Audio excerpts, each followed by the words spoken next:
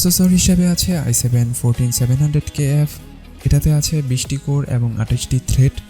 যে কোনো ধরনের হেভি গেমিং বা প্রোডাক্টিভিটি কাজের জন্য এই প্রসেসরটা যথেষ্ট। স্টোরেজ হিসেবে আছে MSI SPATIUM M480 Pro 1TB PCIe Gen 4 SSD। Graphics card হিসেবে আছে ZOTAC Gaming RTX 4070 Super OC, যার CUDA কোর 7168টি, ভিডিও মেমোরি 12GB GDDR6X এবং ইঞ্জিন ক্লক বুস্ট 2490 MHz। এই কার্ডটি এখন 90,000-এর আশেপাশে পাওয়া যায়। এই দামে আমার মনে হয় সবচেয়ে বেস্ট কার্ড এটি। মাদারবোর্ড হিসাবে আমার পছন্দ GIGABYTE Z790 Gaming X-AX DDR5 board.